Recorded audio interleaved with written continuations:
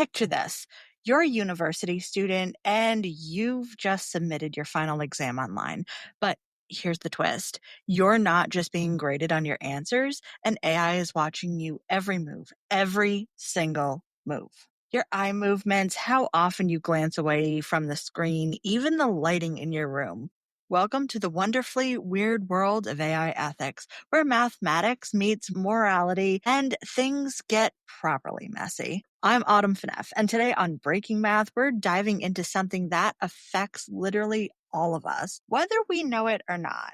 We're talking about AI ethics, and trust me, this isn't your typical doom and gloom tech talk. This is about beautiful, terrifying, and absolutely bonkers mathematics behind the decisions that shape our lives. Now, I want to start with a number that nearly made me spit out my energy drink when I first heard it. Ready? 87%. That's how accurate some AI systems claim to be at detecting whether students are cheating during online exams. Sounds impressive, right? But here's the thing about percentages. They're sneaky little devils. Let me tell you about Sarah. She's a real student. The name is changed, obviously, who was flagged by one of the AI systems at Dartmouth. The AI was convinced that she was cheating. Why? Because she had ADHD and her eye movements were abnormal. The system was 87% confident she was a cheater. But here's the thing where math gets interesting. If you have 1,000 students taking an exam, let's say 50 of them actually cheat. That's 5%, which is probably generous. An 87% accurate system will correctly catch about 44 cheaters, which is brilliant. But, and this is a massive but, it will also accuse about 124 innocent students. That's nearly 3 times as many false positives as actual cheaters caught. This, my friends, is what we call the base rate fallacy, and it's just one of those mathematical monsters lurking in AI ethics. But let's zoom out a bit. AI ethics isn't just about catching cheaters. Oh no, it's something much bigger and weirder than that. It's about bias, transparency, privacy, and a whole host of mathematical puzzles that would even make Euler scratch his head. So take bias, for instance. Here's a fun experiment you can try at home. Well, fun in a deeply disturbing way. Go on Google Images and search CEO. Count how many women you see in the first 100 results. Oh, wait. Not many, right? Now, imagine you're training an AI to identify CEOs using these images. What do you think it learns? It learns that CEOs are predominantly male, which then perpetuates this bias when making decisions about, say, who to promote in a company. Now, this is what we call garbage in, garbage out. Except garbage is centuries of human prejudice beautifully encoded in pristine mathematical models. Now, here's where it gets even more interesting for us math nerds. Universities are sitting on absolute gold mines of data. Every click, every assignment submission, every library book checked out, that's all data. And some clever people have figured out that they can use this to predict when students are likely to drop out. Now, Georgia State University, I have to give credit where it's due, and they've done this rather well, uses predictive analytics to identify at-risk students. They've helped thousands of graduates who might otherwise have dropped out, which is fantastic. But the mathematical minefield, how do you predict the future without creating it? It's a bit like Schrodinger's cat, except instead of a possibility of a dead cat in a box, you've got possibly a failing student in a database. The moment you observe them by flagging them as at risk, you change their reality. Some students, when told they're likely to fail, rise to the challenge. Others, they fulfill the prophecy. I've seen this firsthand, and it really keeps me up at night.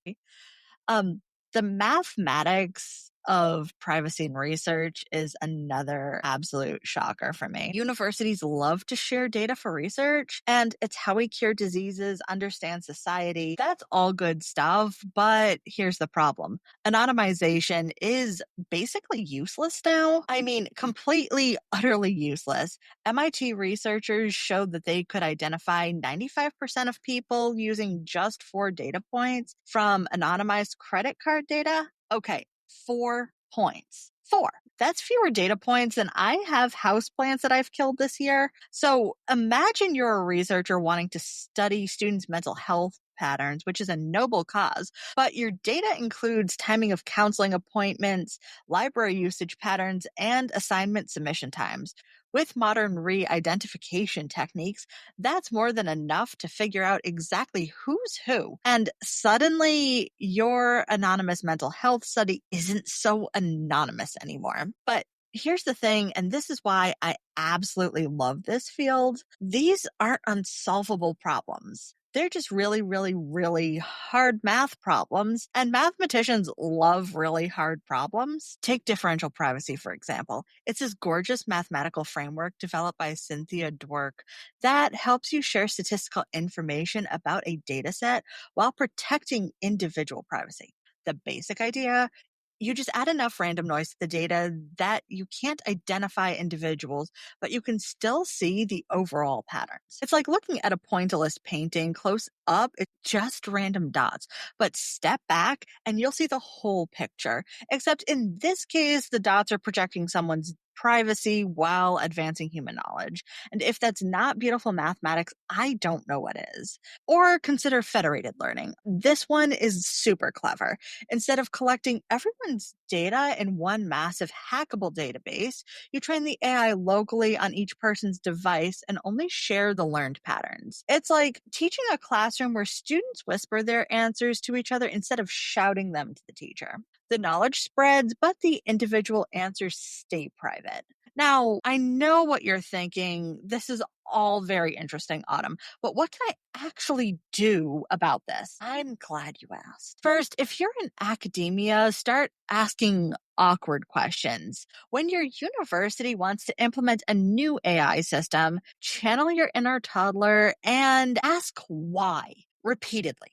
Why, and why? Why do we need this? Why this particular system? Why these metrics? And it's amazing how often the answer boils down to because everyone else is doing it, which, as my mother would say, is a terrible reason to do anything. If your friend is going to jump off the bridge, are you going to join them? Second, remember that ethics isn't some fluffy add-on to real mathematics and computer science. It's fundamental. Every algorithm embeds values, whether we acknowledge them or not. A facial recognition system that's 99% accurate on white faces, but Hey, it's Austin James. If you're like me, trying to live your best life while living with diabetes, you can relate to worrying if you're doing a good job managing your diabetes. I use the Freestyle Libre 3 Plus sensor to get real-time glucose readings and see the impact of every meal and activity to make better decisions. The Freestyle Libre 3 Plus sensor can help me live life with diabetes on my own terms, and it gives me more time for the things I love, like being a dad and a musician. Now this is progress. Learn more at freestylelibre.us. For prescription only. Safety info found at freestylelibre.us. only 65% accurate on people of color isn't just bad at math. It's encoding a value system that says some people matter more than others. And here's my favorite part. We need mathematicians, computer scientists, and data scientists who understand both the technical parts and the human side of these things. And we need people who can actually spot biased training sets from a mile away, because here's the secret. The AI we're building today isn't just about solving today's problems. It's actually about creating tomorrow's world. Every biased algorithm we deploy, every privacy invading system we normalize, every opaque decision-making processes we accept, they all compound over time, just like interest on a really terrible investment. But, and this is a big hopeful but, we can all do better, and we are doing better. A little bit. Every time someone develops a new fairness metric, every time a researcher publishes a paper on algorithmic bias, and every time a student refuses to accept that's just how the algorithm works as an answer, we inch closer to AI that actually serves humanity. So, my challenge for you is that next time you encounter an AI system, whether that's choosing what video to watch next or decoding whether you get a loan, ask yourself, what assumption is this making? What values are embedded in the mathematics? And most importantly, is this the future we want to calculate into existence? Because one thing mathematics has taught us is that small changes in initial conditions can lead to wildly different outcomes. We're living in the initial conditions of the AI age. The choices we make now, the biases we accept or reject, the privacies we protect or surrender, the transparencies we demand or forego, these will ripple out for generations. So let me leave you with this one teeny tiny final story here. There was a group of students at UC Berkeley that discovered their university was using an AI system to monitor their mental health through their digital footprints, email patterns, campus Wi-Fi usage, that sort of stuff. The university said it was to help students in crisis. It was a really noble goal, but the students asked one brilliant question. Did you ask us if we wanted this help? And that right there is the heart of AI ethics. It's not just about the mathematics, though the maths are really important. It's about remembering that behind every data point is a human being. Behind every algorithm is a choice, and behind every choice is an opportunity to do better. So, math friends, question algorithms, protect privacy, demand transparency. And remember, in a world increasingly run by mathematics, being good at math isn't just about getting the right answer, it's about asking the right questions. This has been another episode of Breaking Math. I'm Autumn, reminding you that ethics isn't just a bug in the system, it's about the most important feature we can build. Until next time, keep calculating, keep questioning, and for the love of Gauss, keep your data private. Life is a workout, and Smoothie King is here to help you power through. Whether you're grinding out bicep curls or muscling the couch across the living room, crushing morning miles, or sprinting through back-to-back meetings, Smoothie King has fuel to help you maximize your workouts, own your recovery, and elevate your game.